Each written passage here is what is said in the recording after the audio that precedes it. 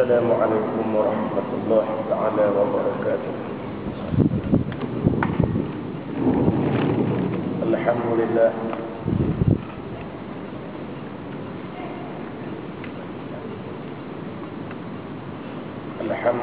alladzi anzala ala abdihi al-kitaba wa lam yaj'al lahu 'iwaja. Asyhadu an la ilaha illallah wahdahu la syarika lah wa asyhadu anna Muhammadan abduhu wa rasuluh. Allahumma salli wa sallim wa barik ala sayyidina Muhammad wa ala alihi wa sahbihi ajma'in. Amma ba'd, fa ya ibadallah, usikum wa iyaya bitaqwallah, faqad fazal muttaqin. Kita sambung pengajian tafsir Al-Imam Ibn Katsir rahimahullah, muka surat yang kelima, perenggan yang ketiga, yaitu walhamdulillahilladzi arsala rasulah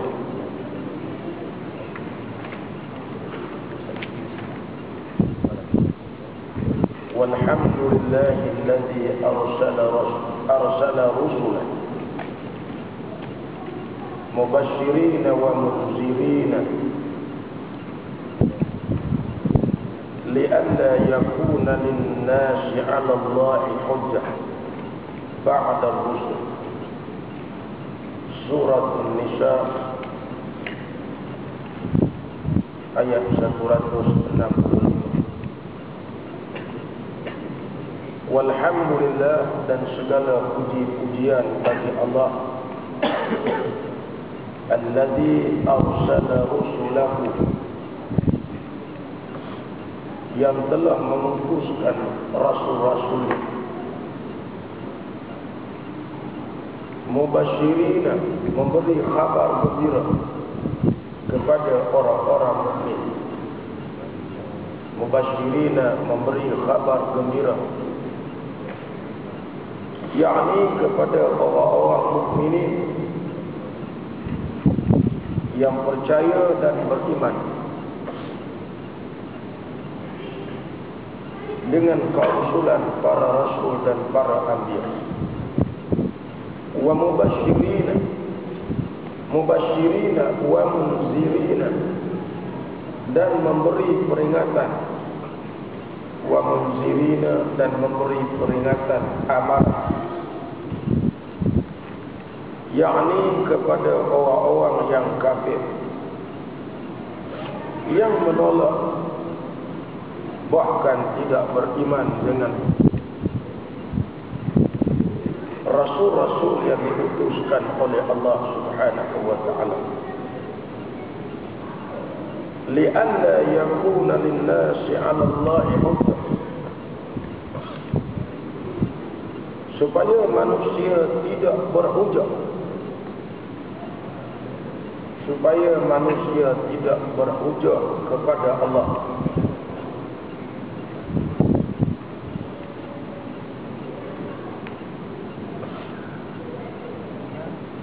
Supaya manusia tidak berhujah kepada Allah, tidak membantah Allah bahawa mereka dihukum tanpa diberikan sebarang peringatan dan keterangan. Itu maksudnya, supaya manusia tidak berhujah dengan Allah. Maksudnya supaya manusia tidak membangkang Allah, supaya manusia tidak membangkang Allah, tidak berhujah dengan Allah bahawa mereka dizalimi tanpa diputuskan sebarang peringatan.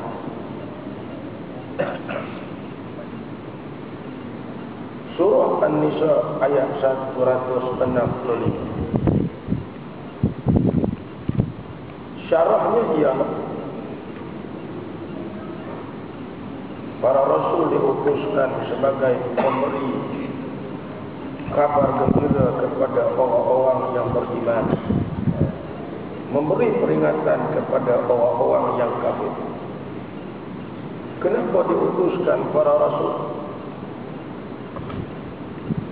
Kerana Allah tidak zalim kepada makhluk. Zalim dalam arti kata Allah tidak akan menjatuhkan sesuatu hukuman kepada makhluk tanpa memberi dakwah dan peringatan tentang kebaikan ataupun keburukan. Tugas Nabi ialah, tugas Rasul ialah heboh kepada masyarakat kebaikan dan keburukan. Kalau sudah diheboh kebaikan dan keburukan, masyarakat tetap berpegang dengan keburukan, maka masyarakat tidak boleh, manusia tidak boleh mengatakan Allah itu zalim. Kerana ada orang bagi tahu tentang keburukan dan kebaikan. Dalam ayat yang lain, alam naj'al lahu aynayn, apakah tidak kami jadikan mereka itu dua mata,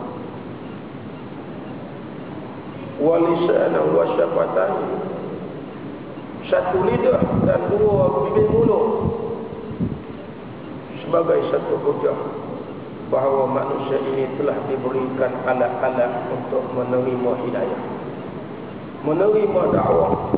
Tetapi mereka tidak menjadi umat mujabah, umat yang menerima dakwah. Maka mereka tidak boleh menuding jari kepada Allah bahawa kami disiksa, kami jadi macam ni kerana tak ada orang nak beritahu kepada kami halal dan haram. Maka kami buat benda haram disebabkan tak ada satu orang pun yang mari beritahu kepada kami.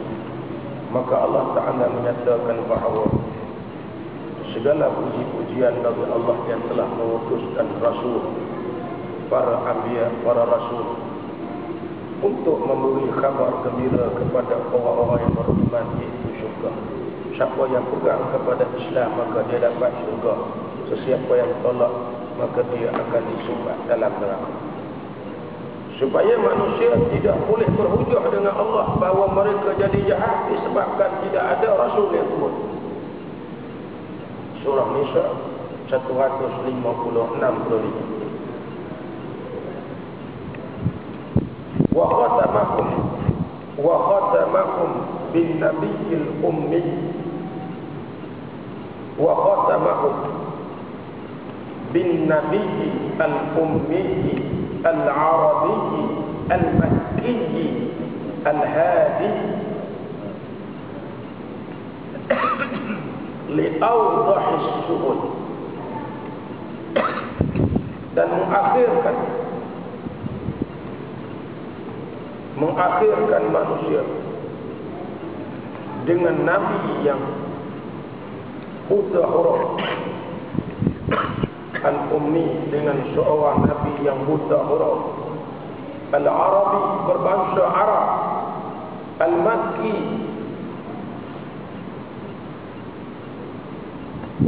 menginap di Makkah, ahli Makkah, al-hadi yang memberi petunjuk, li'awdahis subuli, memberi petunjuk kepada jalan yang paling lurus di kalangan jalan-jalan yang ada. Memberi petunjuk kepada jalan yang paling lurus di kalangan jalan. Banyak jalan di atas dunia, maka bukan semua jalan itu lurus. Hanya satu jalan sahaja yang lurus. Arsalahu ila jami'i khalqihi, arsalahu, diutuskan Nabi yang buta huruf ini, yakni Muhammad sallallahu alaihi wasallam, ila jami'i khalqihi, kepada seluruh makhluk, seluruh alam. Ila jami'i khalqihi, kepada seluruh alam. seluruh makhluk, minal insi di kalangan manusia, wal jinni di kalangan jin. Muhammad sallallahu alaihi wasallam diutuskan kepada seluruh alam. Menyebut seluruh alam ini ialah manusia dan jin. Mereka ini mukallaf dengan hukum-hukum syarak yang ditetapkan oleh Islam. Manusia juga wajib beriman, jin juga wajib beriman. Maka sebab itu Al-Imam Syekhul Islam Ibn Taymiyah menyatakan bahawa jin ini sama macam mana manusia. Kalau dia mengganggu manusia, maka dia juga berdosa. Seperti mana dia mengganggu jin sendiri, seperti mana manusia mengganggu manusia. Dan sesiapa yang mengubat orang-orang yang terkena sampuk jin, maka dia dianggap seperti berjihad pada jalan Allah. Disebut dalam Majmu' Al-Fatawa Ibn Taymiyah oleh Al-Imam Syekhul Islam Ibn Taymiyah rahimahullah. Maka siapa-siapa yang mengatakan bahawa Islam ajaran yang dibawa oleh Nabi sallallahu alaihi wasallam hanya untuk manusia, maka dia tak belajar.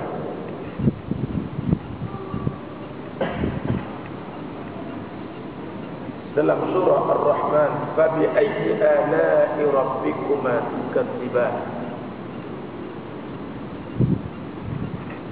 Mana lagikah nikmat-nikmat Tuhan kamu yang kamu berdua wahai jin dan manusia nak dustakan?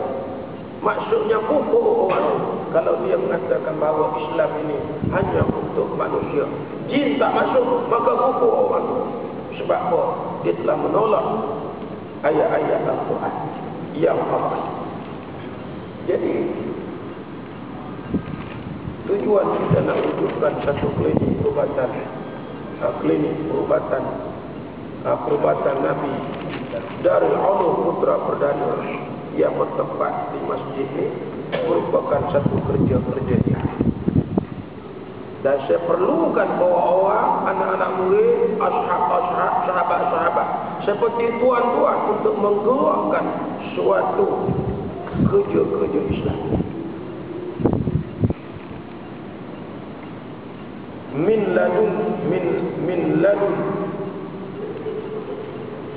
bi'tatihi ila qiyamis sa'ah.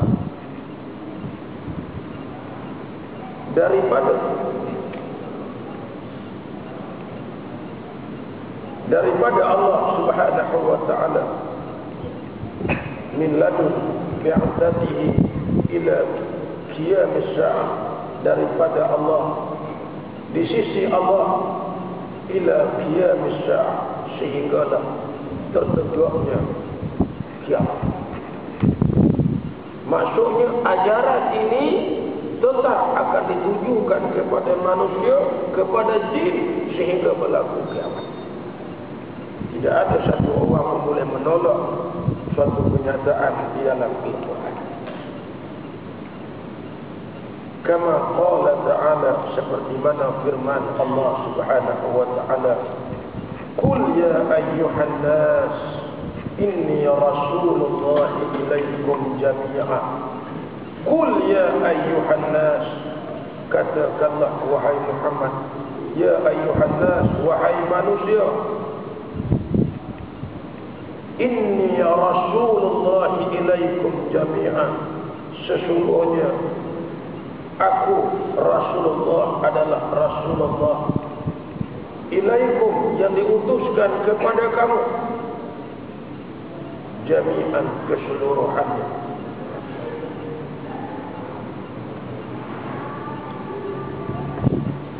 Alladzi lahu mulkus samawati wal ardh,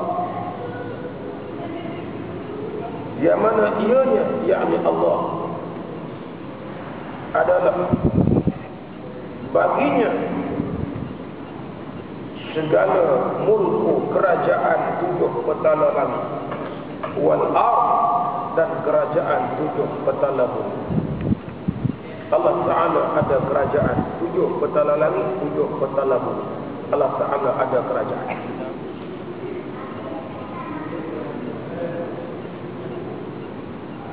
Sesiapa yang mengaku menguasai kerajaan langit, dia kufur. Kerana kerajaan langit adalah hak Allah Subhanahu wa ta'ala. Dia mengaku hak Allah, maka dia kufur. Kalau dia mengaku dalam keadaan dia jahil, dia buat dosa besar. Kalau dia mengaku dalam keadaan dia tahu itu hak Allah, dia dah mengaku lagu tu, dia kufur. Kata ulama-ulama Islam, bukan seorang kata lagu tu. Kata Ibnu Taimiyah, orang yang macam ni istidabah, maka kena panggil dia bertaubat. Panggil istidabah, panggil polis dia, bawa masuk dalam satu pusat pemulihan, polis dia, ajar dia tentang akidah Islam, suruh dia bertaubat. Tak nak bertaubat, kutilah. Itu hukum Islam. Islam tak zalim, dia panggil suruh bertaubat. Yang kamu buat ni salah, yang kamu duk nyata ni salah, maka ini akidah yang betul, kan? Maka kamu kena bertaubat. Tak nak bertaubat, kutilah. Ustaz, macam pihak berkuasa yang menggunakan permohonan orang nak murtad ni, mengikut Ibnu Taimiyah rahimahullah, mana-mana kerajaan, mana-mana puak, mana-mana kabilah yang menolak satu syariat daripada syariat Allah, hukum Allah, maka ia wajib diperangi sehingga ia kembali taat kepada hukum Allah. Maksudnya hukum dalam Islam, dia ada hukum yang tertentu tentang riddah. Siapa yang riddah, maka dia kena panggil istidabah, kena panggil masuk pemulihan supaya dia bertaubat. Kalau tak bertaubat, kutilah, dibunuh. Siapa yang buat hukum lain daripada itu, meluluskan atau memberi suatu kebenaran supaya boleh untuk ridha, maka dia telah bercanggah dengan ayat Allah Ta'ala yang sharih, yang jelas. Maka kalau dia buat dalam keadaan dia tu jahil, maka dia buat dosa besar. Kalau dia buat dalam keadaan dia tahu, maka dia juga kena minta di istidabah. Sebelum orang yang murtad, dia sendiri kena istidabah. Kalau tak ada istidabah, kutilah. Itu hukum Islam. sepatutnya kita mempertahankan kan? Bukan sepatutnya, memang wajib kita pertahankan hukum. Maka sebab itu Islam disebut la ikraha fi din, tidak ada paksaan, tak ada agama. Mu nak masuk, mu kena faham betul-betul tentang Islam, baca betul-betul, dah yakin mu nak masuk Islam, masuk. Kalau dah masuk Islam, tak boleh buat sewenang-wenangnya tentang Islam. Sebelum masuk, fikir dulu, betul tak betul Islam ni. Kita tidak ada paksaan dalam agama. Dah masuk, tak boleh buat caca merbak. Dia kena ikut SOP yang diletakkan oleh Islam itu sendiri. SOP macam mana? SOP dia tunjuk jalan masuk, jalan keluar. Jalan keluarnya ialah mu kena minta istidabah. Dalam minta istidabah, mu tak pun tak mau juga, tak mau bertaubat, kutilah. Itu jalan keluar yang diajar oleh Islam. Bukan cerita jalan keluar yang dialah tunjuk muka masa besar, tak apa. Mu nak masuk Islam pun tak apa, mu nak keluar pun tak apa. Islam bukan begitu. Bukan disebut hukum ni oleh satu orang ulama, ijma' ulama. Wallahu a'lam. La ilaha illa hu yuhyi wa yumiit. Tidak ada Tuhan yang lain melainkan Dia yang menghidupkan, yuhyi, yang menghidupkan, wa yumiit, yang mematikan. Fa'aminu billahi wa rasulih, maka berimanlah kamu, yakni wahai manusia, kepada Allah dan kepada Rasul. Ini arahan.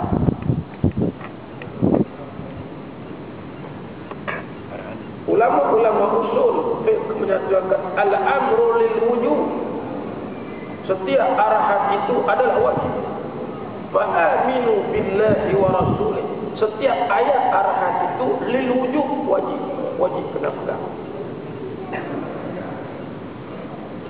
Fa'aminu billah wajib, maka wajib beriman dengan Allah dan beriman dengan Rasul sallallahu alaihi wasallam.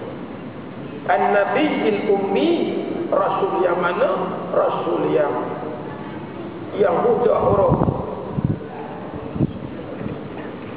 Seorang rasul, an-nabi yang diutuskan, al-ummi yang buta huruf, an-nabi seorang rasul, an-nabi yang diberikan wahyu, al-ummi yang buta huruf, allazi yu'minu billah, yang dia dulu beriman kepada Allah, allazi yu'minu billah, yang dia dulu berpegang kepada ajaran Islam.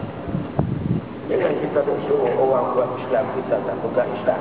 Ini kalau Quran dah sebut dah bahawa Nabi yang nak bawa Islam, Nabi yang pegang Islam itu dulu, percaya yakin dengan akidah yang diberi oleh Allah, maka dia baru beritahu kepada masyarakat akidah ini.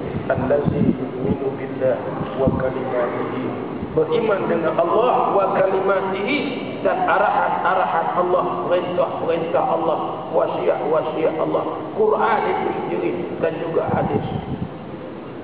Kalimat ialah perkataan-perkataan yang disebut dalam Al-Quran. Wattabi'uhu, dan ikut. Kita kena beriman saja tak ikut maka tak boleh. Wattabi'uhu, dan ikut Nabi Nuh, la'allakum tahtadun, moga-moga kamu akan mendapat petunjuk. Dalam ayat ini ada 3 perkara. Perkara kita kena beriman dengan Nabi itu dan dengan ajaran.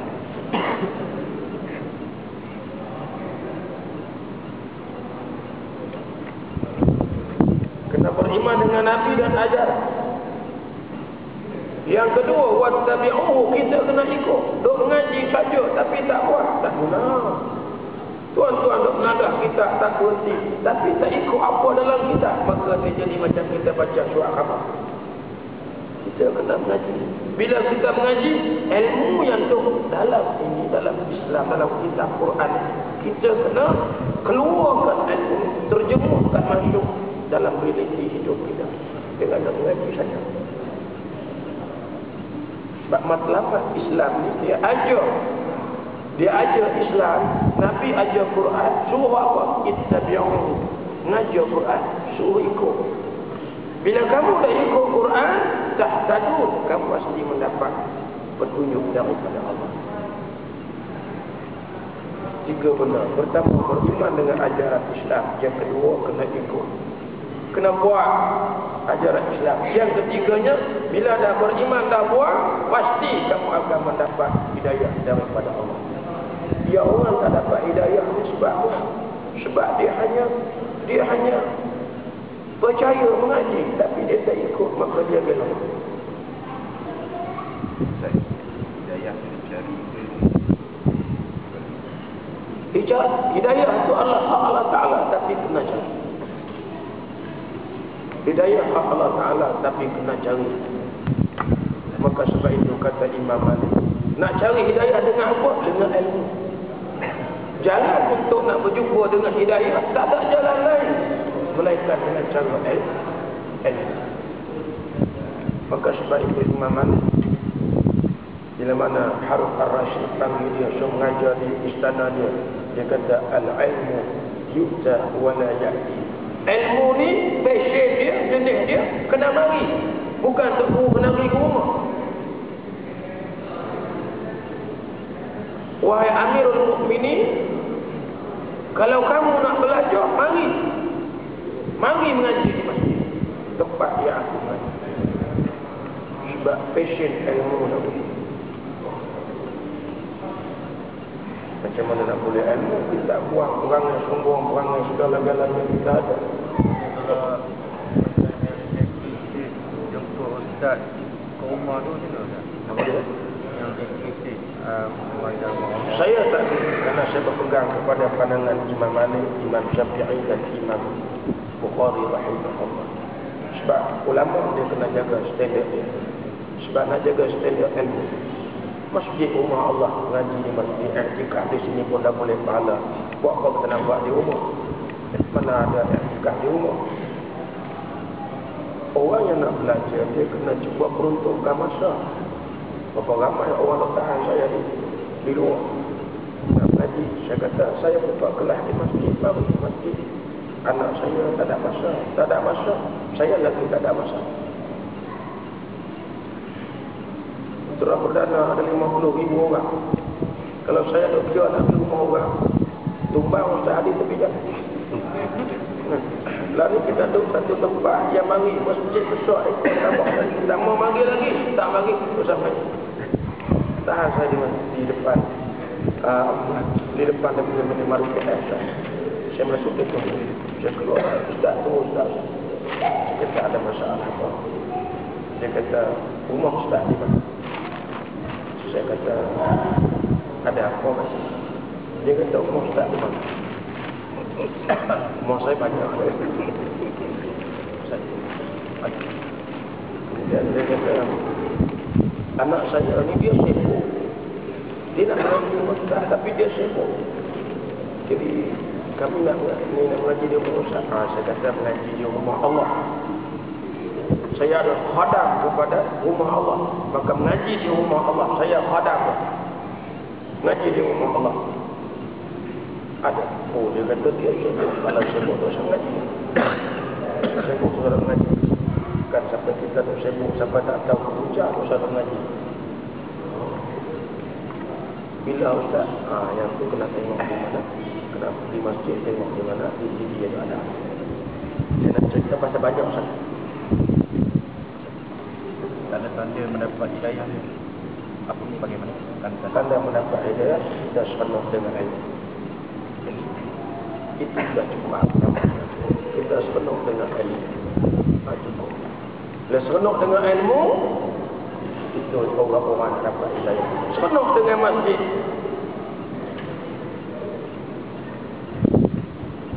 Tak cukup. Satu tak cukup tak menjadi orang mendapat hidayah. Orang tak dapat hidayah, hati dia keras. Apa sebab itu Nabi sebut?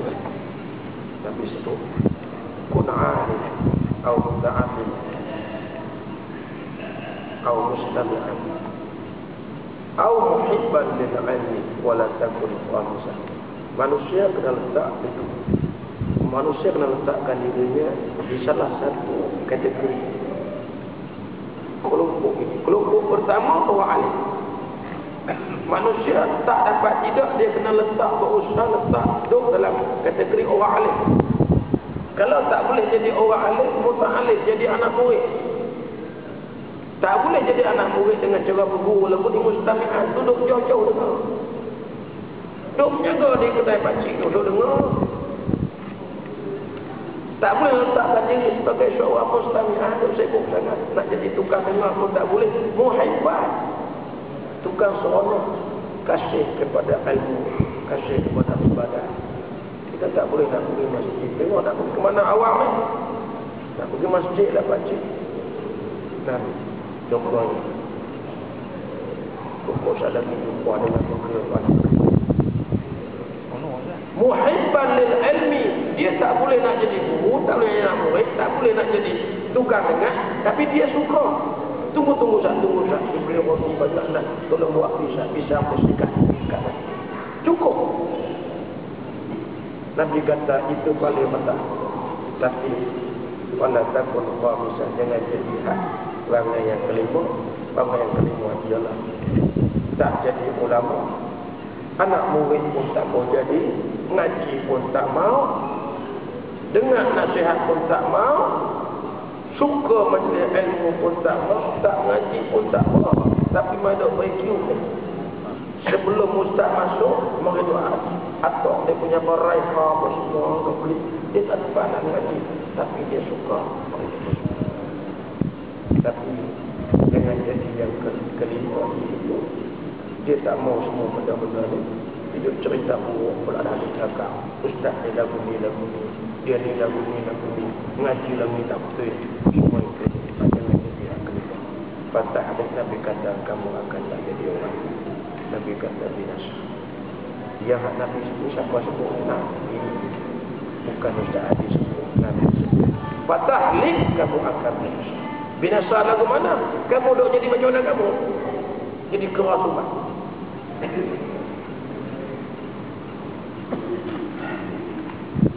Tuan-tuan tak ada kita butuh. Tuan-tuan jadi muta'alim. Suatu hari nanti tuan-tuan akan jadi orang. Saya berdoa Allah menangkahkum jadi mu'alim.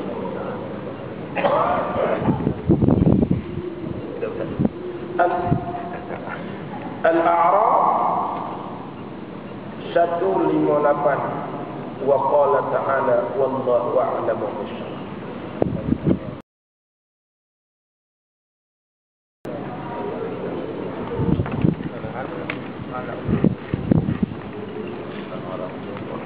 قال المصنف رحمه الله سبحانه وتعالى ونفعني به وبعلومه في الدارين آمين وتغمده الله برحمته وغفر الله له ولنا ولوالديه وللوالدين ولأئمة المسلمين والمسلمات والمؤمنين والمؤمنات شيء لله لهم الفاتحة. أعوذ بالله من الشيطان الرجيم. بسم الله الرحمن الرحيم. الحمد لله رب العالمين الرحمن الرحيم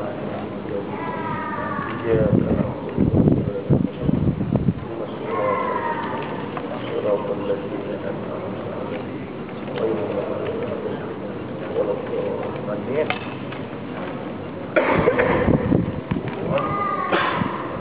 Bersambung pengajian dengan Tuhfatul Ahwazi karangan Al-Imam Al-Hafiz Muhammad Abdul Rahman Al-Mubarak, wafat pada tahun 1352. Muka baris yang ke-18 daripada atas. Tuan-tuan kena bilang sendiri sampai ke bawah. Qultu ana sabda Nabi sallallahu alaihi wasallam, qultu ana, kata Abu Hurairah, qultu, kata aku, yakni Abu Hurairah. Kata seorang sahabat Nabi Abu Hurairah, qultu, kata aku, yakni Abu Hurairah, ana, saya.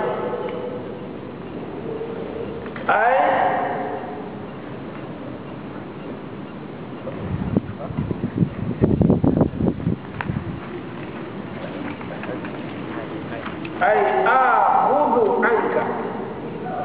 Saya rasa ada ayat yang tulis a'udhu anka, maksudnya aku ambil daripada kamu.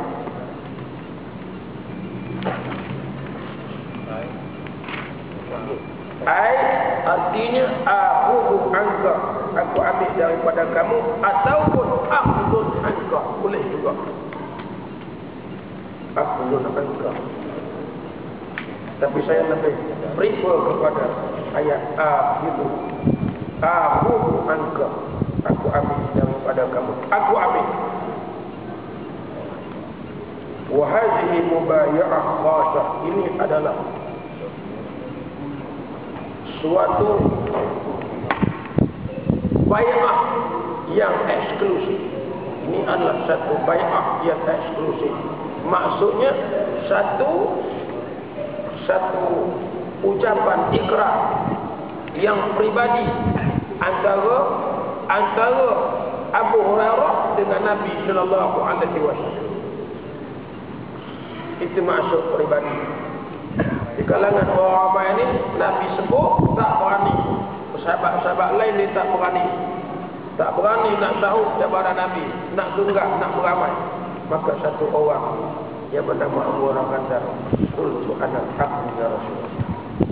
Maksudnya ini merupakan ikrar pribadi di antara ikatan pribadi yang mengikat dengan antara Abu Hurairah radhiyallahu anhu dengan Rasulullah sallallahu alaihi wasallam.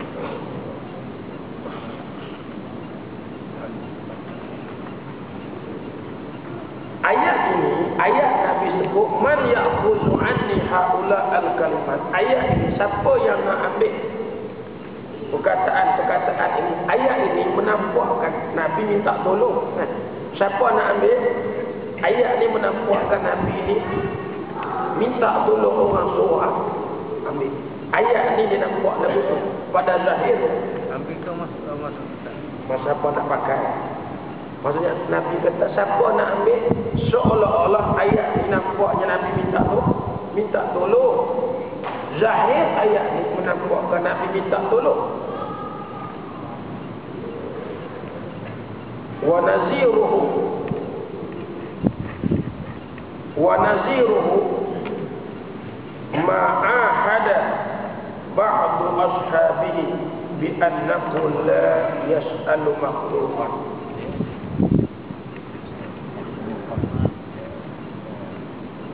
Dan sebaliknya, wa naziruhu, dan sebaliknya,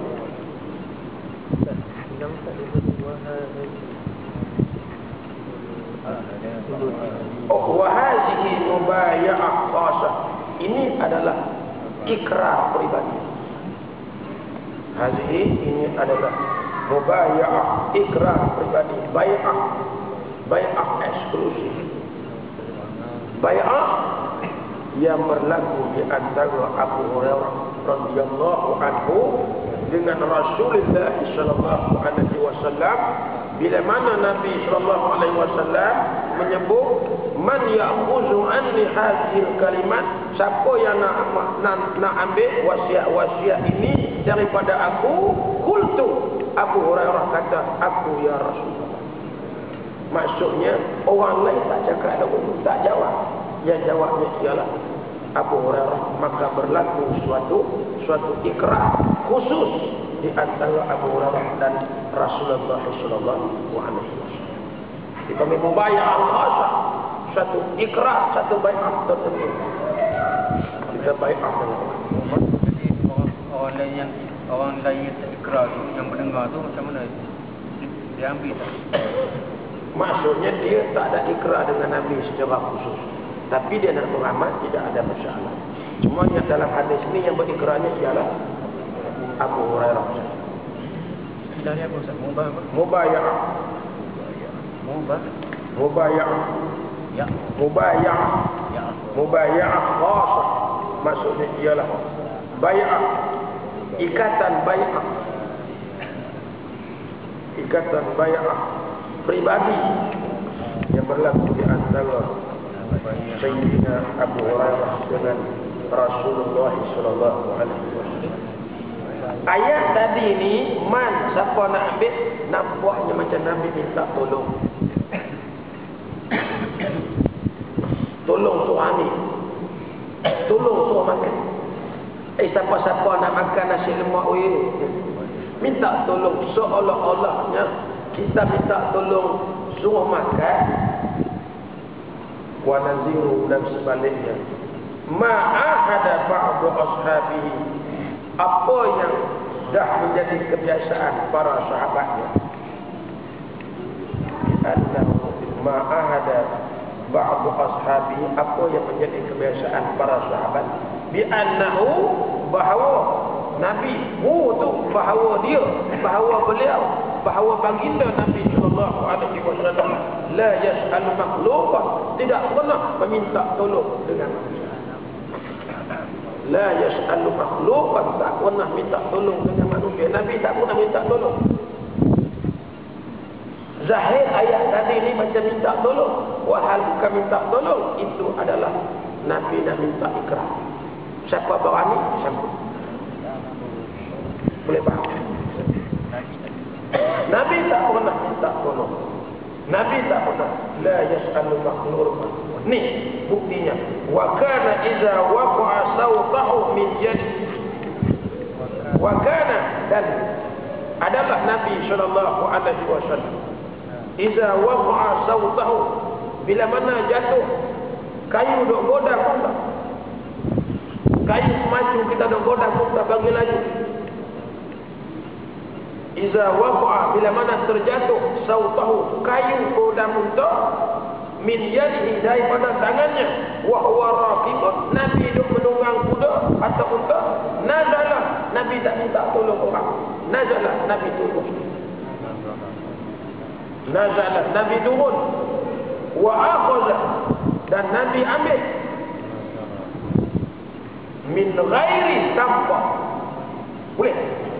Nazala wa kana, dan adalah Nabi iza, apabila waqa'a sautuhu, jatuh, apabila terjatuh kayu yang digunakan untuk menggodam kuda atau unta menjadi daripada tangan Nabi sallallahu alaihi wasallam yang mulia, wa huwa raqibun, ketika mana Nabi dah menunggang, nazala, Nabi sendiri turun daripada unta tunggangannya itu, wa akhadha, dan mengambil sendiri, min ghairi, tanpa ayyasta'ina bi ahadin min ashabi, ayyasta'ina, tanpa meminta bantuan, bi ahadin, daripada mana-mana orang, min ashabi, di kalangan sahabat-sahabat Nabi sallallahu alaihi wasallam. Sifat Nabi memang tak minta pertolongan sahabat. Sifat Nabi tidak minta pertolongan sahabat. Nabi seorang yang gentleman. Jadi adakah Nabi minta pertolongan kepada sahabat? Contohnya ada.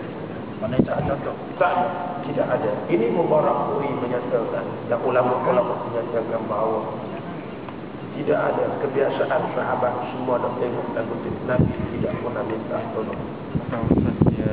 Apa dia? Tak pernah minta tolong atau urusan dunia. Urusan akhirat itu Nabi mengajar manusia. Atau urusan apa sekalipun Nabi tak minta pada orang. Dan mana Nabi boleh buat seperti Nabi punya? Tapi sahabat Nabi tak minta. Contohnya ialah Anas bin Malik, walaupun khadam Nabi tak suruh dia ambil kasut. Nabi tak kata pergi ambil kasut tak. Nabi tak pernah suruh. Sahabat-sahabat nak berkhadam dengan Nabi. Itu Nabi tak pernah doa Allah, maksud doa Allah orang ni suruh ambil tu, suruh ambil ni, dah. Tapi sahabat-sahabat sendiri itu melihat Nabi itu seorang yang mulia. Kerana guru mereka, dia mengubah mereka daripada jahil kepada alim. Maka untuk sebagai satu kemuliaan bagi mereka, sama-sama nak berjasa, maka dibuat. Nabi tak pernah suruh. Nabi tak pernah suruh ambil itu, ambil itu. Tapi sahabat sendiri tu angkat capar Nabi, tu angkat tu, tu angkat serban, tu angkat tu. Sahabat sendiri nak buat. Imam Nabi nak suruh tak. Adapun perbuatan-perbuatan sahabat yang menolong Nabi bukan di atas arah Nabi. Contohnya bukti kayu pukul sudah jatuh. Sepatutnya Nabi tak pernah berjalan seorang, melainkan ada orang paling-paling kuat, Anas bin Malik, khadam Nabi. Mu'adz bin Jabal, ulang Nabi. Ulang budak Nabi. Maksudnya budak-budak yang memang mendampingi Nabi. Maka sebab itu Mu'adz antara pemuda yang banyak ilmu, menjadi gubernur di Yaman. Orang yang muda. Di antara ulama-ulama yang besar, Mu'adz bin Jabal, pemuda Ansar yang hebat, Mu'adz bin Jabal. Kenapa? Dia mulazamah dengan guru, duduk dengan Nabi. Nabi kata, ya Mu'adz, wahai Mu'adz, kalau kamu jumpa dengan satu masalah tak ada dalam Quran, kamu nak cari di mana? Aku cari dalam hadis Nabi. Kalau tak ada dalam hadis Nabi, aku akan berijtihad, maksudnya aku akan beri pendapat aku, tetapi pendapat aku tidak akan terkeluar daripada dua perkara asas. Maka Nabi kata, sesungguhnya Allah Subhanahu wa taala telah memberi hidayah kepada utusan-utusan Allah, iaitu utusan kepada Nabi sallallahu alaihi wasallam. Apilah pejabat. Cerita orang hebat. Mana Rasulullah ni bila berjalan ada orang pilih. Ada orang ikut. Nabi tak suruh ikut, orang ikut. Jadi Nabi SAW tidak pernah meminta pertolongan. Tak pernah. Tetapi dalam perang, adakah Nabi SAW mengajak sahabat berperang minta pertolongan? Itu arahan Allah Ta'ala. Itu arahan. Maksudnya perkara-perkara yang berkaitan dengan itu. Perkara berkaitan dengan agama itu adalah arahan daripada Allah Ta'ala. Berperang bukan minta tolong. Memang wajib kita fa'aminu billahi wa rasulih. Wajib beriman dengan Allah dan Rasul dan kalimat-kalimat. Itu benda yang kita wajib kena buat. Jadi kalau macam masjid buat gotong royong, kita nak minta tolong tak? Apa dia? Masjid nak buat gotong royong. Yang tu wajib. Wajib manusia kena berkhadam dengan rumah Allah. Bukan wajib manusia kena berkhadam dengan rumah Allah. Contohnya untuk tujuan peribadi. Anda jangan pakai perkataan tolong lah. Kan? Tujuan peribadi itu kita minta untuk kepentingan diri kita. Nabi untuk kepentingan diri dia. Nabi duk tunggang kuda tiba-tiba ketemu jatuh tu. Kan? Maksudnya ni nak cerita bahawa waraknya Nabi. Minta tolong, ulama mereka mengatakan tidak ada masalah. Selagi tolong dalam bentuk kebaikan. Tetapi nak cerita kata Nabi itu hemahnya seorang yang berhemah. Dia tak nak langsung dia ni makan. Nabi tak nak langsung dia ni termakan budi orang. Dia seorang yang berhemah. Baginda seorang yang berhemah. Maka sebab itu baginda tidak boleh makan itu, makan sedekah, makan apa? Sebab baginda itu seorang yang berhemah. Hatta orang nak tolong pun dia tak akan tolong. Tapi orang dah nama anak murid kan, nampak guru ni dia nak tolong. Tapi dia tak pernah minta. Adapun dalam arahan-arahan agama, itu merupakan suatu arahan agama. Macam kita nak buat gotong royong, itu wajib kepada umat Islam benar gotong royong, dan itu adalah jihad pada jalan. Jangan nak buat main-main. Ya, orang minta tolong, contohnya minta tolong masjid, tapi oleh kerana dah tak nak mari sana minta tolong. Kita sepatutnya tak perlu minta tolong lah. Kita wajib orang Islam mukmin kena bersih masjid.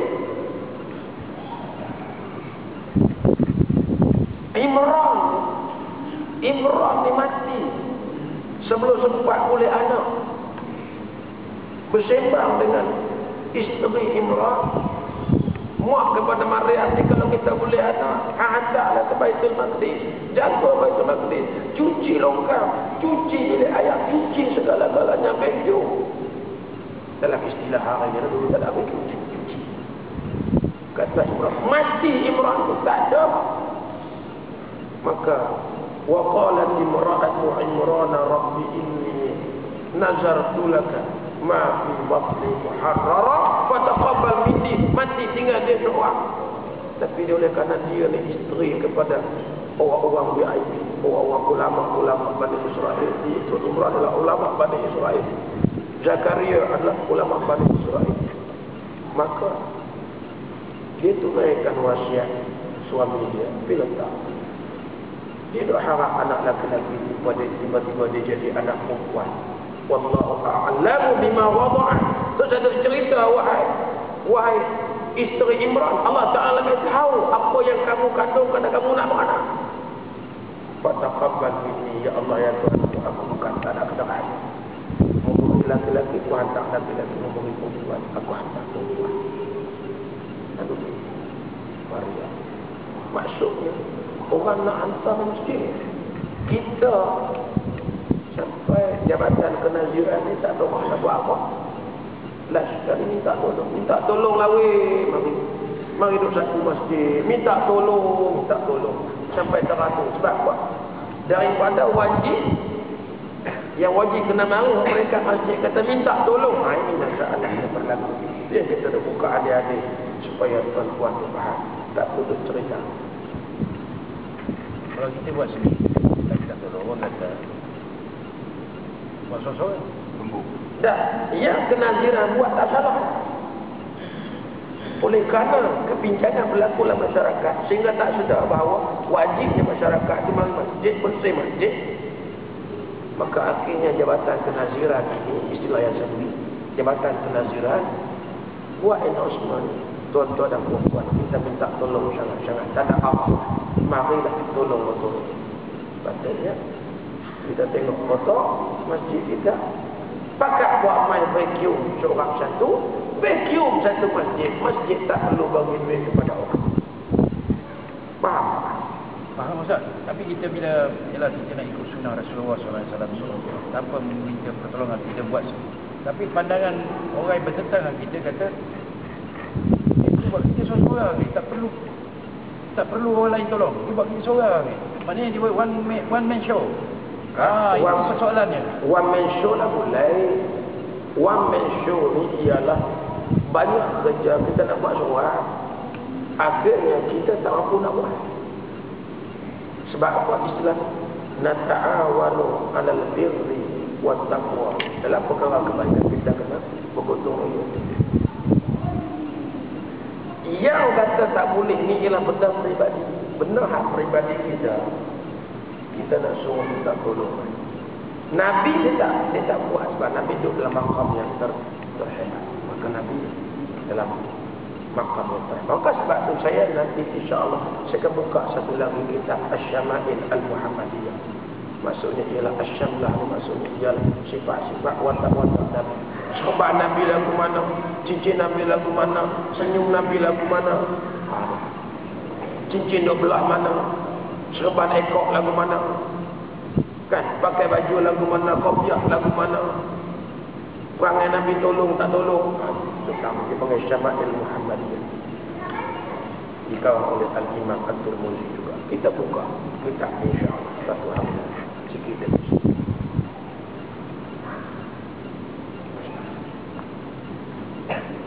Wa akhadha bi yadi wallahu a'lamu bis-shawab. Ngaji zakat banyak-banyak dia jadi ceramah. Yang ni banyak tak pakai tak guna. Kata ulama, biar benda itu sedikit tetapi cukup. Benda sedikit cukup, benda banyak dia jadi membazir, akhirnya tak dirah saja. Bismillahirrahmanirrahim. Alhamdulillahirabbil alamin wassalatu wassalamu ala asyrafil anbiya'i wal mursalin wa ala alihi washabbihi ajma'in. Allahumma faqihna fid din wa 'allimna at-ta'wil. Allahumma ihdina as-siratal mustaqim. Allahumma ighfir lana dhunubana wa liwalidina warhamhum kama rabbawna shighara. Allahumma ighfir lana dhunubana wa liwalidina warhamhum kama rabbawna shighara.